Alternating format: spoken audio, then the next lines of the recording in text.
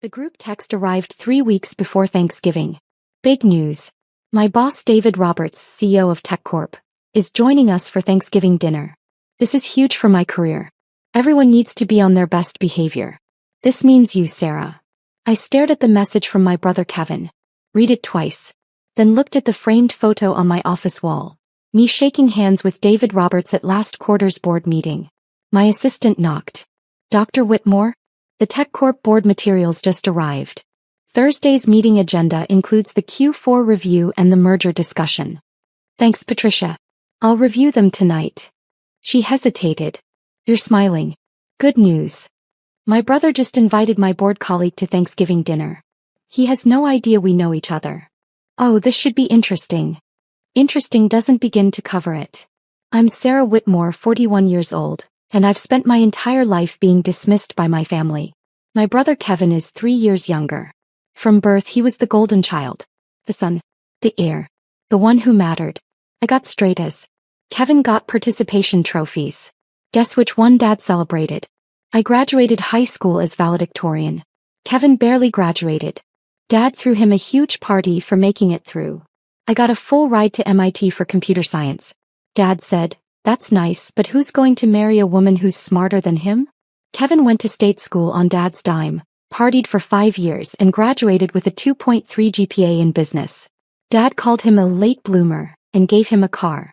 I got my master's in computer science, then my PhD in artificial intelligence. Published research papers. Won awards. Got recruited by Stanford to teach. Dad's response, "When are you going to get a real job?" Kevin got an entry-level sales job at a tech startup. Dad bought champagne. I became a professor at Stanford. Published a book on AI ethics that became required reading in computer science programs worldwide. Got invited to speak at conferences across the globe. Dad asked if I was making tenure yet, like it was a participation trophy. Then I started consulting. Tech companies needed AI expertise. I had it. Started small, $5,000 projects, advisory work, weekend consulting. Within 3 years I was on the boards of 5 Fortune 500 companies. Board seats paid $300,000 to $500,000 per year. I made $2.1 million annually just from board work. Another $800,000 from my Stanford salary and research grants. Plus consulting fees that ranged from $50,000 to $200,000 per project. Last year my total income was $4.3 million. My family thought I was a teacher making $80,000 a year. Because I'd stopped trying to correct them. Kevin had been at TechCorp for 2 years. Sales associate. One of 300 people doing the same job. He made maybe $65,000 a year plus commission. But he talked like he ran the company. Every family gathering was the Kevin show. Stories about his big deals. Name-dropping executives. Explaining technology he barely understood to our parents who understood even less. Dad ate it up. That's my son. Moving up in the world. Mom would add, "Sarah, you should ask Kevin for career advice. He really understands business." I had a PhD from MIT and sat on 5 corporate boards. Kevin cold called small businesses trying to sell cloud storage solutions. Future mom. I'd ask Kevin for career advice. Last Christmas, Kevin had announced he was being mentored by senior leadership. "David Roberts himself knows my name," Kevin said proudly. Video. "He stopped me in the hall last week and asked about my sales numbers." "That's wonderful, honey," Mom gushed. Dad beamed. "See, Sarah? That's what success looks like. Making connections. Getting noticed by important people." I sipped my wine and said nothing. Because I'd been in a 3-hour board meeting with David Roberts 2 days earlier, discussing a potential $8 billion merger. David had asked my opinion on the AI integration challenges. The entire board had waited for my analysis before voting. But telling my family that would require them to listen. To believe me. To acknowledge that maybe, possibly, I knew what I was talking about. So I said nothing. Kevin's Thanksgiving announcement came with 6 follow-up texts. "Dad, make sure the house looks good. First impressions matter. Mom, we need good food. Not your usual stuff. This is a Fortune 500 CEO. Sarah, please dress appropriately. Nothing weird. And don't talk about your teaching stuff. It's boring. Everyone. David Roberts is worth $400 million personally. TechCorp is a $15 billion company. This is the most important dinner of my career. If this goes well, I could get promoted to senior sales associate. Maybe even account executive. Do not embarrass me. I screenshot every message. Sent them to my colleague Jennifer, who also sat on TechCorp's board. Her response, "Oh my God. Does David know he's having dinner with your family?" Apparently not. Are you going to tell him? Not yet. I want to see how this plays out. You're evil. I love it. I called David's executive assistant, Monica. We'd worked together on board materials for 3 years. Monica, did David accept a Thanksgiving dinner invitation from Kevin Whitmore in sales? Oh, you know about that? Yes. Kevin's been persistent. Sent 3 emails. Finally, David said yes just to stop the requests. He's going for an hour max. Kevin is my brother. Silence. Then, I'm sorry, what? Kevin Whitmore is my younger brother. He has no idea I'm on TechCorp's board. How is that possible?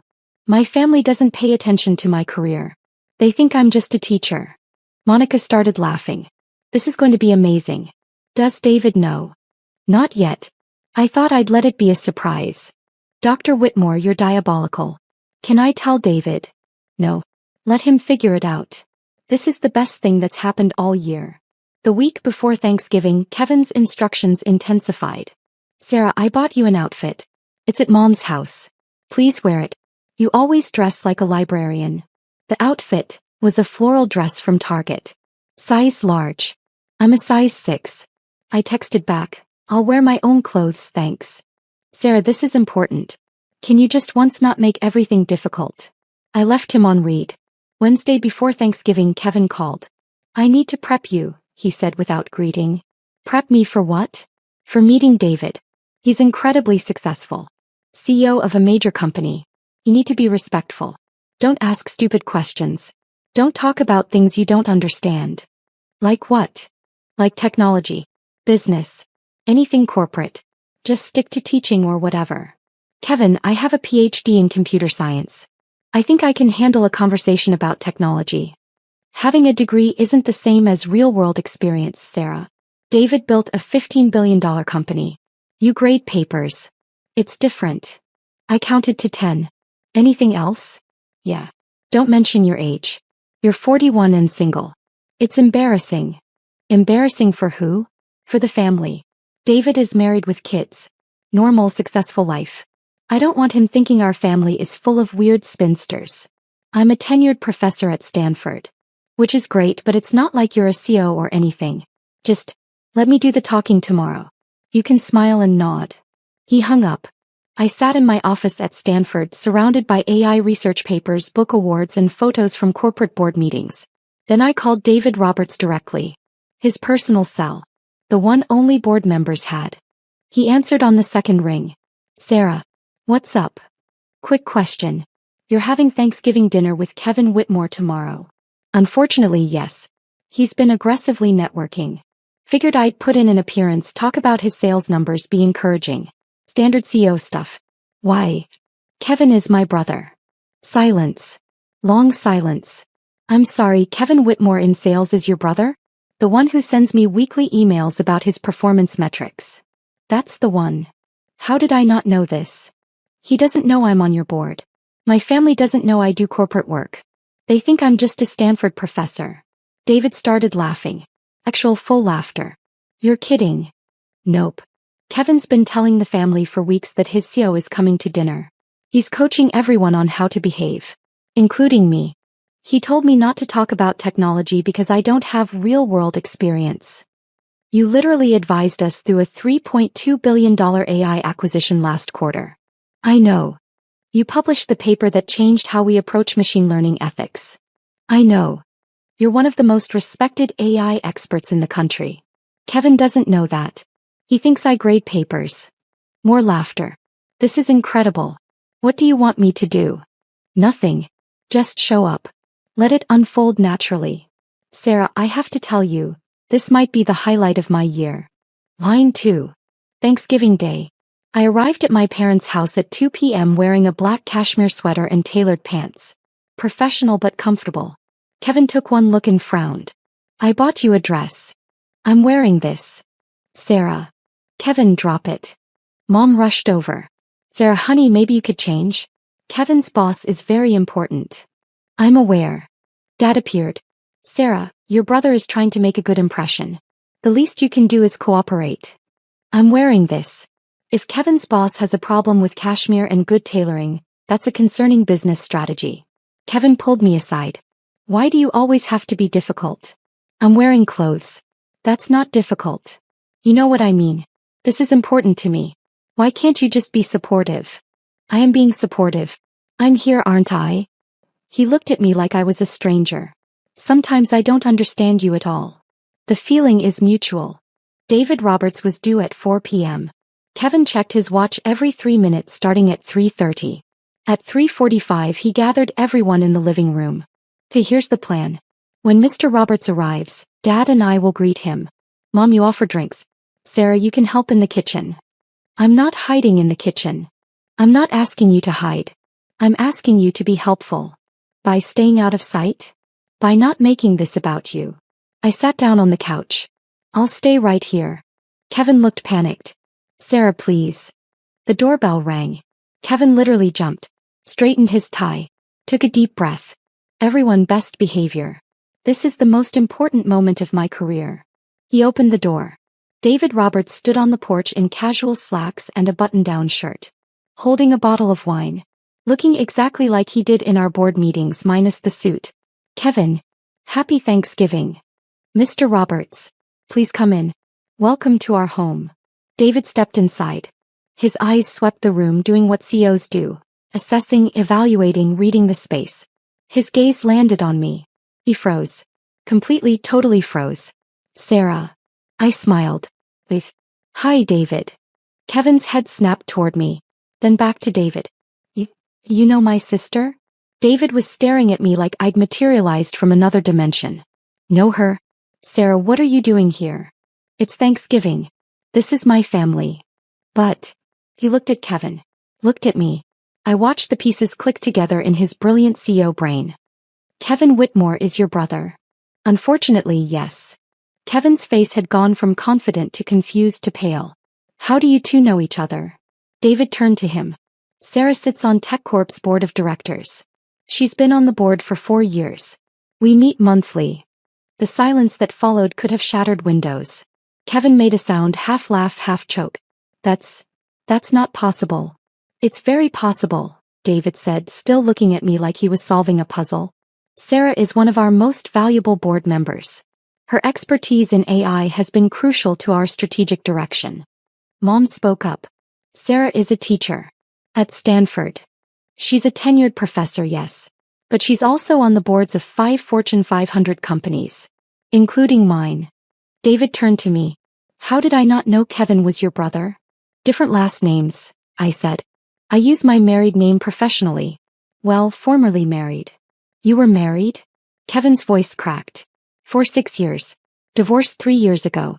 You didn't notice because you never ask about my life. Dad stood up. Now wait just a minute. You're on corporate boards? Since when? Since 4 years ago for TechCorp. 7 years for the others. You never told us, Mom said. I did tell you. Multiple times. You said it was nice and changed the subject. David was watching this exchange with visible fascination. I'm sorry, you told them you were on corporate boards and they didn't, what? Believe you. They didn't ask for details, I said. They assumed it was some minor advisory thing. Not worth discussing. Kevin found his voice. You're on the board. The actual board. The one that makes decisions about the company. Yes, Kevin. The board of directors. I'm on the compensation committee and the technology oversight committee. I approve your CEO's salary. I gestured to David. Among other things. David was trying not to smile. Failing. Sarah, your family thinks you just teach? They think I'm a professor who grades papers and occasionally publishes articles nobody reads. Your book on AI ethics is required reading at MIT and Stanford. It's been cited in over 3,000 academic papers. Your research changed how the tech industry approaches machine learning. Kevin sat down. Actually sat down like his legs had given out. Dad looked at David. Is this true? Absolutely true. Sarah is one of the foremost experts on artificial intelligence in the world. Companies pay her up to $200,000 for a single consulting project. Her board seats pay $300,000 to $500,000 annually. Each. Mom's hand went to her mouth.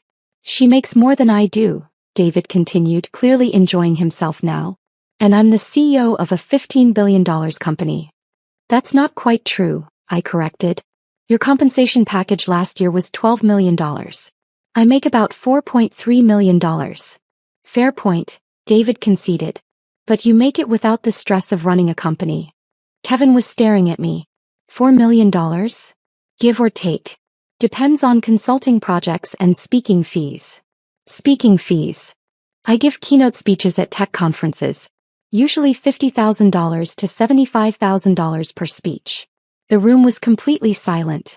David, to his credit, was handling this beautifully. You know, Kevin, you told me your sister worked in retail.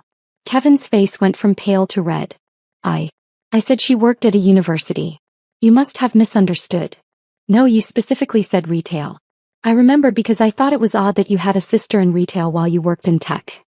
I don't remember saying that. I do. It was 3 months ago. You were in my office trying to schedule this dinner. I leaned forward. Kevin, why would you tell your boss I worked retail? I didn't. I might have simplified. You were embarrassed, I said quietly. Of me. Of what you thought I did. So you lied. That's not fair. Isn't it? You've spent years telling me to be quiet about my work. To not bore people with my research. To let you do the talking because I don't understand the real world. Dad cleared his throat. Sarah, we didn't know. Because you didn't ask. For 7 years I've been on corporate boards. I've told you about meetings, decisions, projects. You nodded and changed the subject to Kevin's sales numbers. David was watching this unfold with the analytical gaze he used in board meetings. If I may ask, Mr. and Mrs. Whitmore, what did you think Sarah did? Mom spoke softly. We thought she was a professor. Teaching classes. Writing papers. She's also one of the most influential voices in technology. Her research has shaped policy decisions at the federal level. The AI ethics framework she developed is being adopted by companies worldwide. We didn't know, Dad said. Because you didn't want to know, I said. Kevin's work was exciting. Important. Worth celebrating. Mine was boring academic stuff. Kevin stood up abruptly. I need some air. He walked out to the backyard. David looked at me. Should I go talk to him? That's up to you. As his CEO or as your colleague? Whichever role you think fits the situation better. He smiled. I'll be right back. Through the window I watched David approach Kevin in the backyard. They talked for several minutes. Kevin gesturing. David standing calm, hands in pockets, listening.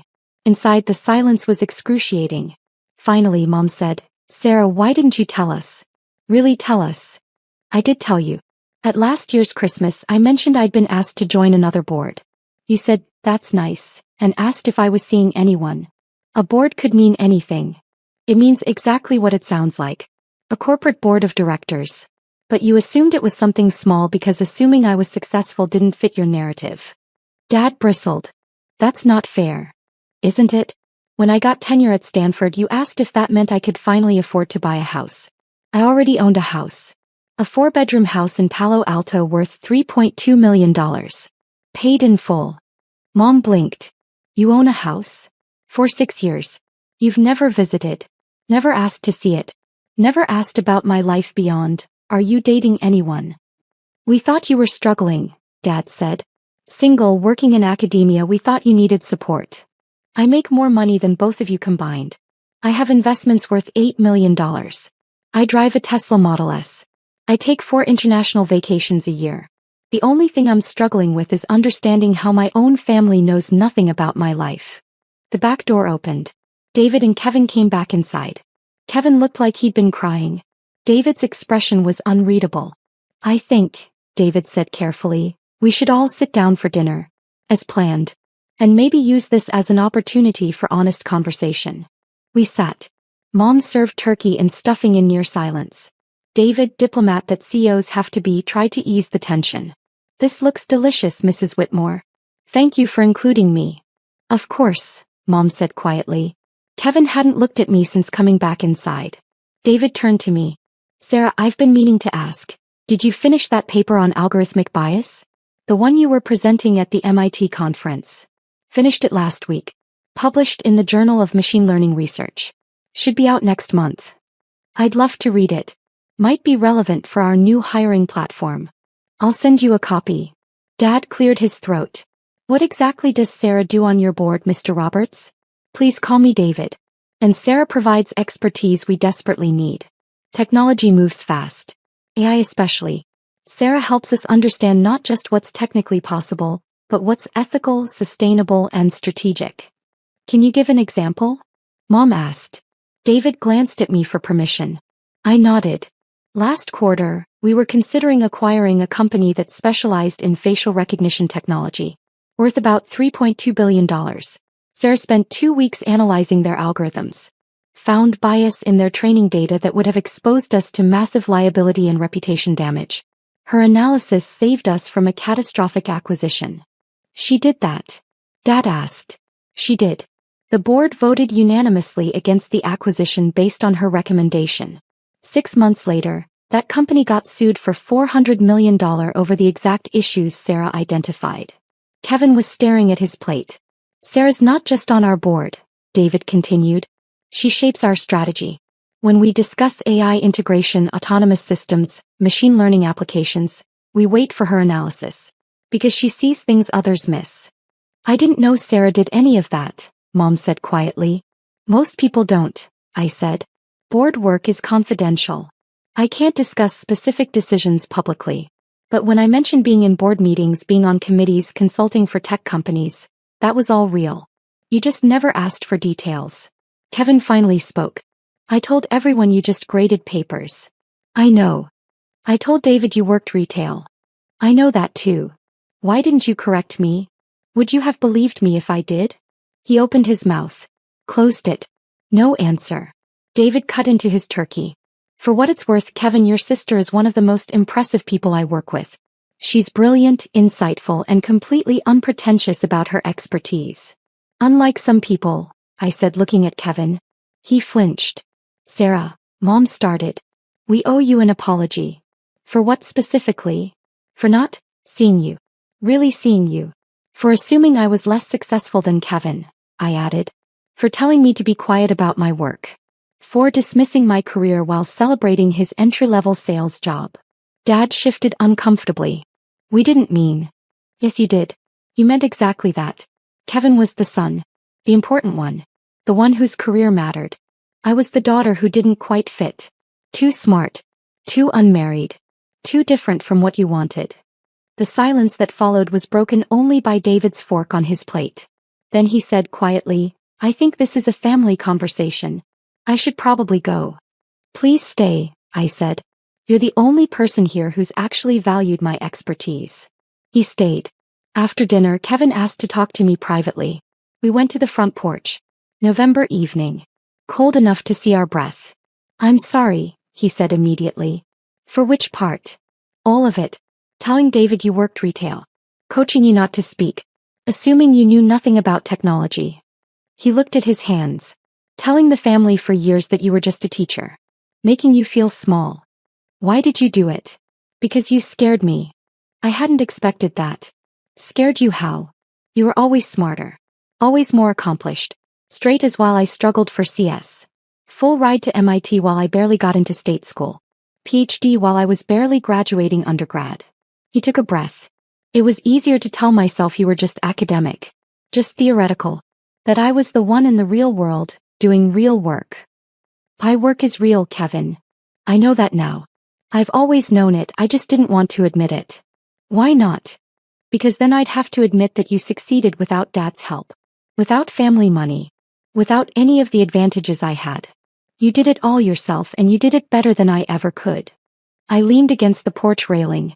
I never wanted to compete with you. I know. But I competed with you anyway. And I lost. It's not a competition. To Dad it is. The golden son versus the disappointing daughter. Except the disappointing daughter turned out to be more successful than the golden son ever dreamed of being. Kevin. I make $65,000 a year, Sarah. You make $4 million. You own a house worth more than I'll make in 50 years. You sit on boards with CEOs and billionaires.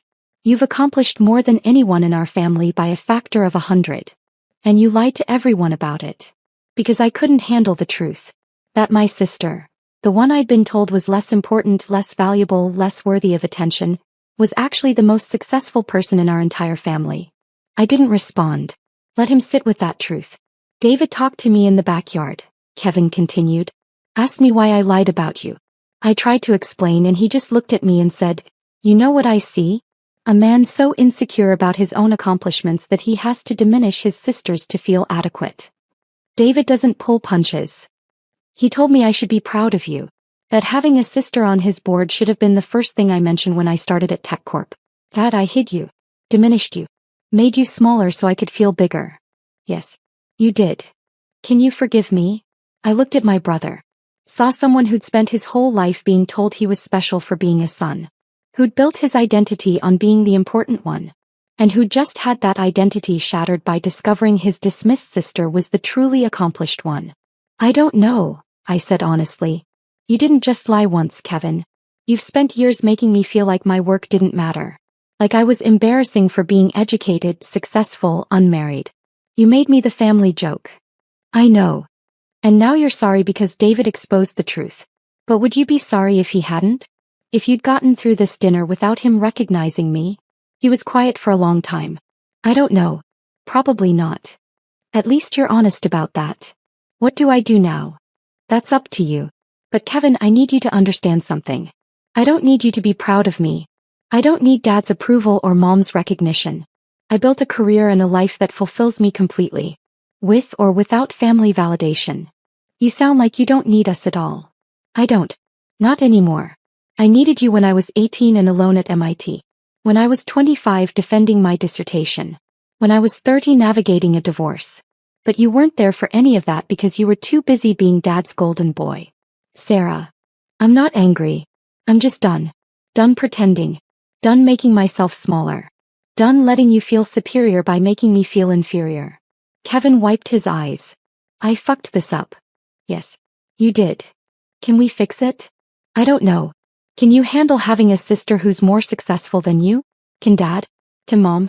Or will you always need me to be the struggling spinster to make yourselves feel better? He had no answer. We went back inside. David was preparing to leave when we returned. Thank you for dinner, he said to Mom. And for the enlightening conversation. Before you go, Dad said, I have questions. David paused. All right. Is Sarah really as successful as you said? Or were you exaggerating to make a point? I started to respond, but David held up a hand. Mr. Whitmore, I don't exaggerate. Especially not about professional accomplishments. Sarah sits on 5 Fortune 500 boards. That's prestigious enough that most people can't get on one. She's published research that changed an entire industry. She consults for companies at rates that most executives don't command. She's been featured in the Wall Street Journal, MIT Technology Review, and Forbes. She spoke at the World Economic Forum in Davos last year. Mom made a small sound. Davos. International Conference of World Leaders and Business Executives, I said. They invited me to speak about AI ethics and governance. You never mentioned that, Mom whispered. I did. You asked if I had fun on my trip to Switzerland. I said yes. You changed the subject to Kevin's sales award. Dad turned to Kevin. You won a sales award? Kevin's face reddened. Regional top performer. Third quarter. It was just what every sales associate gets if they hit their numbers, David finished. It's nice. Good job. But it's not exactly Davos. The comparison hung in the air. Uncomfortable. Undeniable. Dad sat down heavily. How did we not know any of this? Because you didn't want to know, I said. You wanted me to be the quirky professor. The spinster daughter who never quite measured up. Admitting I was successful would have disrupted the family narrative. What narrative? Mom asked. That Kevin was the successful one. The important one. The one who mattered. If I was successful too, more successful, then what did that say about your priorities? About how you raised us? About which child you actually supported? We supported both of you. No, you supported Kevin. With money, attention, validation, connections. I supported myself. With loans, scholarships, 3 jobs, and sheer determination. And I succeeded anyway. Despite, not because of, this family. David quietly slipped toward the door. I should really go. David, I said. Thank you for coming. I'll see you at Tuesday's board meeting. Looking forward to it. And Sarah? You're still my first call on AI strategy. Always. He left. The four of us, Mom, Dad, Kevin, and me, sat in the living room surrounded by the ruins of our family myths. Tell us, Dad said finally. Tell us everything. Your work. Your accomplishments. All of it. Why now? I asked. Why not 7 years ago when I first got a board seat? Or 4 years ago when I published my book? Or 2 years ago when I spoke at Davos? Because we didn't understand. No, because you didn't care to understand. There's a difference. Mom was crying quietly. We failed you. Yes, you did. Can we fix it? She asked, echoing Kevin's question. I don't know. Can you handle knowing your daughter is more successful than your son? Can you celebrate my accomplishments without diminishing them to make Kevin feel better? Can you value me for who I actually am instead of who you wanted me to be? Kevin spoke up. I can try. Trying isn't enough. Either you accept reality or you don't. But I'm not going to keep diminishing myself for your comfort. Dad looked defeated. What do you want from us? Nothing. That's the point. I don't need your approval anymore. I don't need your validation. I built a life without it. A successful, fulfilling life. You're welcome to be part of it, but only if you can handle the truth of who I am. Which is? Mom asked. Dr. Sarah Whitmore. Stanford professor. Corporate board member. AI ethics expert. Author. Speaker. Consultant. Someone who makes $4 million a year doing work that matters. Someone who owns a $3.2 million house. Someone who travels the world advising governments and corporations. Someone who succeeded despite being told she was less important than her brother. The silence stretched. Finally, Kevin said, I told my coworkers about you. After David left my office today, I told them my sister is on the board. That she's brilliant. That she's one of the most respected AI experts in the world. Why? Because David asked how I introduced you at family events. I said I usually didn't mention you much. He said, if my sister was Sarah Whitmore, she'd be the first thing I talked about. And he was right. What did your coworkers say? They asked why I'd never mentioned you before. I didn't have a good answer. The answer is you were embarrassed. Of me. Of my success that highlighted your mediocrity. He flinched but didn't deny it. Mom stood. Walked over to a bookshelf. Pulled out a photo album. The family history and pictures. She flipped through. Showed us. 17 photos of Kevin's graduation. 3 of mine. 12 photos of Kevin's sales awards. None of my academic achievements. 5 photos of Kevin's wedding. None from my wedding. This is who we were, Mom said quietly. Who we've been. Yes, I said. It is. Can we be different? That's up to you. I left my parents' house at 9 p.m. Drove home to Palo Alto in silence. My phone buzzed with text. Kevin, I'm sorry. Really truly sorry. I know that doesn't fix anything, but I needed to say it again. Mom, please come to Christmas. We want to do better. Dad, I'm proud of you. I should have said that years ago. I didn't respond to any of them. Went home. Poured wine. Sat on my deck overlooking the city lights. Patricia, my assistant, texted, how did it go? Exactly as expected. Complete chaos. My brother's brain nearly exploded. Did the CEO enjoy himself? Immensely. He's now aware that one of his sales associates lied about his sister's career. That should make for interesting performance reviews. You're terrible. I'm honest. There's a difference. Monday morning, David called. I need to ask you something as your friend, not your CEO. Go ahead. Are you okay? Friday was intense. I'm fine. Actually, I'm better than fine. I'm free. Free from what? From pretending. From making myself smaller. From caring what my family thinks. Kevin sent me an email. Apologizing for misrepresenting you. Asking if it would affect his employment. What did you tell him? That his personal life is separate from his professional performance. But that integrity matters in all contexts. Diplomatic. I'm a CEO. Diplomacy is the job. He paused. For what it's worth, watching you handle that situation. Calm, professional, completely unshaken, reminded me why you're on my board. You have clarity other people don't. Thank you, David. See you Tuesday. Tuesday's board meeting was normal. Strategic discussions. Financial reviews. Merger analysis. At the end, David addressed the board. Before we adjourn, I want to acknowledge Dr. Whitmore. I had Thanksgiving dinner with her family last week. They had no idea she was on this board. Or any board. Or that she's one of the foremost AI experts in the world. The other board members looked shocked. How is that possible? Asked Jennifer, the board member who already knew the story. Because I don't advertise my accomplishments to people who don't value them, I said simply. David smiled. Which is exactly why you're invaluable. No ego. Just excellence. The board applauded. After the meeting, 3 board members approached me. I had no idea your family didn't know about your work. Most people don't. I keep my professional and personal lives separate. Still, to have family not recognize your achievements. It's their loss, not mine. And I meant it. Christmas came with another round of texts. Please come. We want to celebrate you properly this year. I almost declined. Almost spent Christmas alone with a good book and expensive wine. But curiosity won. I arrived Christmas Eve. Brought nothing. Expected nothing. The house was different. Everywhere I looked there were changes. A framed copy of my book on the mantle. My Forbes 40 Under 40 article printed and displayed. A photo from my Davos speech on the wall. Mom saw me noticing. We've been researching. Your work. Your accomplishments. We printed articles. Bought your book. Watched your TED Talk. I've given 3 TED Talks. We watched all 3. Kevin appeared. I read your AI ethics paper. The one about algorithmic bias. I didn't understand all of it, but what I did understand was brilliant. Thank you. Dad emerged from the kitchen. Sarah. I'm glad you came. Me too. Dinner was quiet. Polite.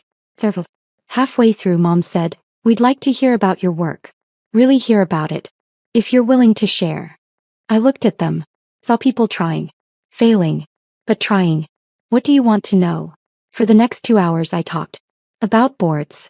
Research. Consulting. The companies I advised. The policies I shaped.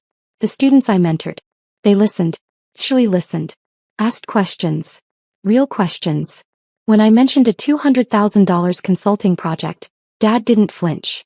When I explained a board decision that saved a company $400 million, Mom didn't change the subject. When I described speaking to the Senate about AI regulation, Kevin didn't make it about himself. It was strange. Uncomfortable. At the end of the evening, Dad said, I'm proud of you. I should have said that every day for the past 20 years. But I'm saying it now. Thank you. Can we start over? Mom asked. Not forget what happened but try to be better? I don't know. Can you? We want to try. I looked at Kevin. What about you? I told everyone at work about you. My sister on the board. My sister the expert. My sister who's changing the world. I've been bragging about you for weeks. That's a change. I know. And Sarah? I'm sorry. For everything. 4 years of making you small. For being threatened by your success. For lying about who you are. Apology noted. Not accepted? He asked quietly.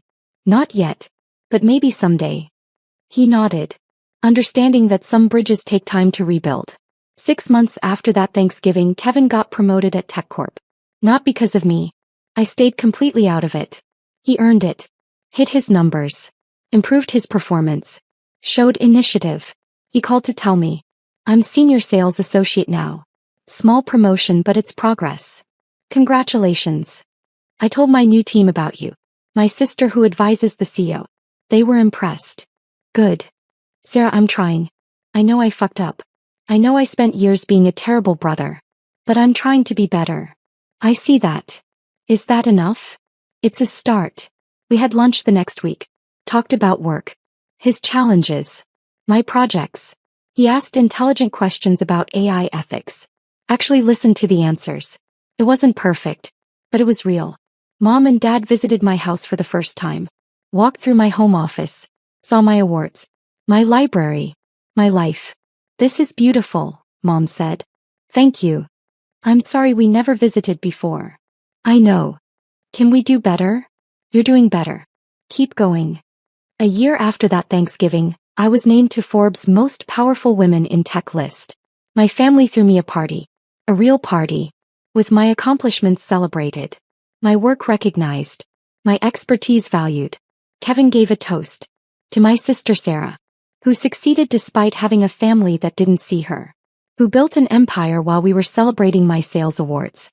Who proved that real success doesn't need validation, it creates it. Everyone applauded. Mom cried. Dad beamed. Kevin looked genuinely proud. It wasn't forgiveness. Not entirely. But it was acknowledgement. Recognition. Respect. And sometimes that's enough. I stayed in touch with David Roberts. Remained on TechCorp's board for 8 more years. Helped guide the company through 3 major acquisitions, 2 CEO transitions, and the AI revolution that transformed the industry. Kevin stayed at TechCorp too. Made account executive. Then senior account executive. Never meteoric but steady. Honest. No longer threatened by my success. And every Thanksgiving after that infamous dinner we told the story. The time David Roberts came to dinner expecting to mentor a sales associate's family and discovered his board member checking coats. The time a CEO exposed a family's willful blindness to their daughter's accomplishments. The time everything changed because someone finally said the truth out loud. I never checked coats again. But I never forgot the lesson either. Success doesn't require validation from people who refuse to see you. It just requires showing up as exactly who you are. And letting the truth speak for itself.